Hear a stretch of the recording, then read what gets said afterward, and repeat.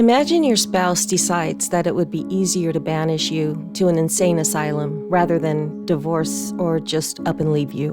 Why would that happen? To gain sympathy or to avoid a marital scandal?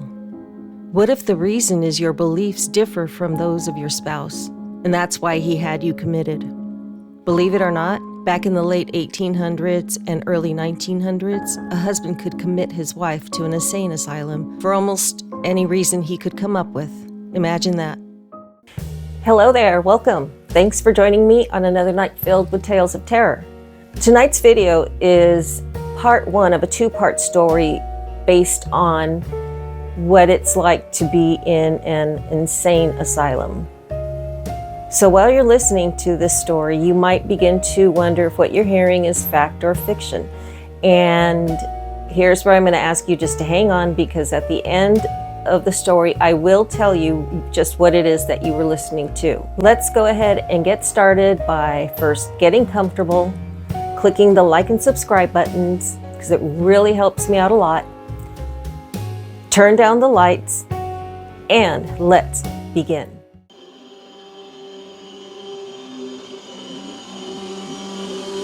Evelyn Romulus came from an affluent family living in Chatham, Massachusetts. Her father, Charles Romulus, had made his fortune in the fishing industry, making a great life for his family. He and his wife, Elizabeth, were expecting their first child. Charles, of course, was hopeful for a son. Instead, Elizabeth gave birth to a baby girl they named Evelyn. But moments after Evelyn was born, Elizabeth began hemorrhaging. Unable to stop the bleeding, Elizabeth slowly drifted away with only a glimpse of Evelyn. Heartbroken, Charles buried his wife and dove deeply into his work. Rarely at home, nannies and nursemaids raised Evelyn.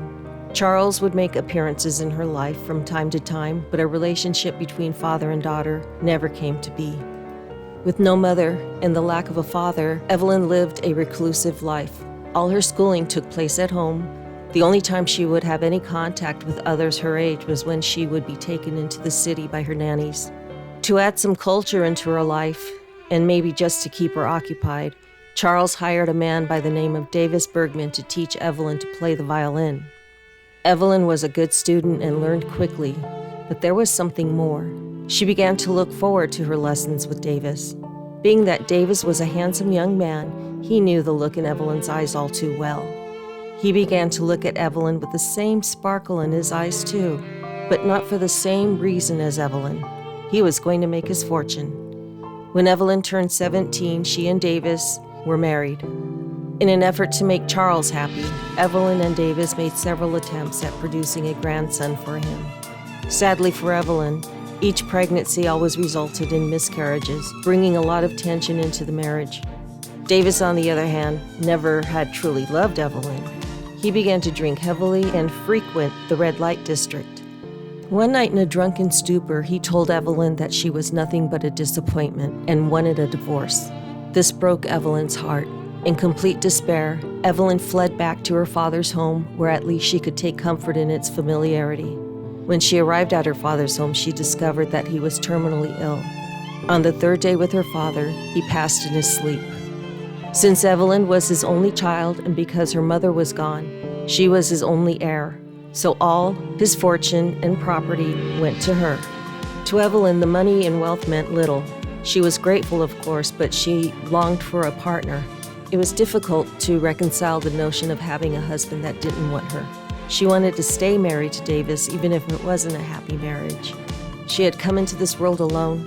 She couldn't bear to face the rest of her life, and eventually death, alone. Sadness grew into a dark depression for Evelyn. Even though Evelyn's father and Davis were the only two men she ever had any connection to, and sadly, they had always been apathetic towards her, she felt utterly lost and alone without them. Already devastated by Davis's wish for a divorce, and with the loss of her father, her sadness began to push her into a depression that would have only a short respite. Learning of the death of Charles, Davis went to see Evelyn. He proclaimed his sorrow for her loss and for his loneliness without her. He told her he thought it through and decided against a divorce. They would continue their marriage, and he would prove his love to her.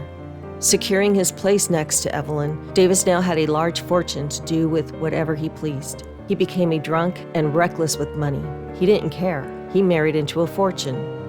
Evelyn lived her life the best she could. She attended Sunday Mass and enjoyed picnics at her father's and mother's graves. There, she met a small group of people who were deeply involved in spiritualism. They conducted seances and attempts at contacting the dead. They did this primarily for fun and curiosity, being that there was not much else to do for entertainment back then. Enticed by all they told her, she asked if she could join in and even offered to host a gathering at her father's home, which was now hers and Davis's home. The group happily agreed. The following night, Davis had left as usual. Shortly after, the group appeared at the front door. Excited, Evelyn opened the door and home to them. Offering them wine, they had a moment of socializing. They wanted to know who it was Evelyn would like to contact. She said that she wanted to contact both her mother and father. She wanted to let her mother know that she was sorry for her death and for being the reason for her passing. As for her father, she wanted to ask why he hated her. When they finished their drinks, they took a seat at a round table inside the parlor. Candles were lit, the wind and rain blew outside, which added a chill to the room. A woman that was many years older than Evelyn began the seance, asking to speak with Evelyn's mother and father. The sudden screech of a man's voice startled everyone. "Evelyn! What are you doing? Who are these people?" Davis demanded. Davis was standing at the entrance to the parlor, wet from the rain. Evelyn felt both frightened and embarrassed. She said nothing. Davis screamed at everyone, demanding they leave his house immediately, and they complied with quick glances at Evelyn. Davis raged at her. "Is this what you do when I'm away? Have you gone mad?" He paced around, then in a fury started to knock over chairs and tables. He even threw expensive vases that were family heirlooms against the wall. Evelyn broke into tears as she watched his destruction. She begged him to stop. She swore that she would do whatever he wished just so he would stop. Davis looked at her and coldly stated, "You are a lunatic." That's when Davis had Evelyn committed to an insane asylum. And just like that, no questions asked, Evelyn was placed into an insane asylum, locked away with several other men, women, and children. The horror of what Evelyn walked into struck great fear and the desperate need to leave the confines of the asylum immediately. She literally turned and began pushing her way towards the entrance door, but it was useless. She was outnumbered and overpowered by a staff of doctors and nurses. All Evelyn could hear were horrifying screams as panic began to overtake her. Looking around at her surroundings, Evelyn realized that it was she that was screaming as she was being stripped of her clothes in front of other patients and hospital staff. Immediately after her clothes were gone, she was naked as the day she was born. She was lifted and plunged into a tub of water. She struggled to get out of the tub, but the nurses controlled her by pulling her hair. In all her panic, she swallowed so much water, she was sure she would drown. After her cruel and humiliating bath, Evelyn was then forced into a physical examination, which included drawing and testing her blood for disease. When the intake was finally complete, Evelyn was escorted through the hallways and corridors filled with yelling, screaming, and crying patients. There was a crazed violence all around her. Patients were attacking other patients as well as the doctors and nurses. It was all very chaotic. Evelyn was drained of any fight she had left in her, and to her horror, other patients began to grab and scratch her, pulling on her hair and clothing. Some even pulled locks of hair from Evelyn, causing excruciating pain to her delicate head. The nurses pushed forward, doing their best to fend off the violent patients as they led Evelyn to her room. Now inside of her rather small room, Evelyn counted 10 beds, all confined to the small space. This was horrid. She felt as if she were being smothered by the small confines of this box of a room. She had to think quickly on how she would get herself out of this place. Evelyn may have been docile, but she was intelligent and she would figure a way out, but she didn't see a way. So far, no one cared to listen to her. The realization of her situation struck her and her tears once again began to spill. She cried to herself. She cried from the searing pain on her head where her hair had been torn out. "How could this happen to me?" Evelyn sobbed as she lay on her designated bed. But then she heard laughter in the room. Tired and sore, she sat up to see who it could be, but she was alone. "Perhaps I am insane," she thought as she sat alone in her room. Then she saw a small hole in the wall. She went to it and peered through. All she saw was darkness. The laughter started again, but this time others joined in, encircling her in full-blown laughter. Her adrenaline started to spike. She ran out of the room, down the hallway, and into the day room where the other patients were. Some were pacing, others were sitting, standing, staring at the wall, laughing, crying, or talking to someone no one else could see. An old woman with wild hair and crazed eyes spotted Evelyn looking around at everyone. It was evident that she was scared and anxious. The old woman walked up to Evelyn, arms outstretched, ready to touch her. Evelyn saw her and began to back away. She bumped into a decrepit old bald man standing behind her. When she turned around to look at him, he was grinning, his teeth black and rotted. "I'm going to die here," Evelyn thought as she backed away from the bald man and old woman. The old woman began to mumble as she continued towards Evelyn.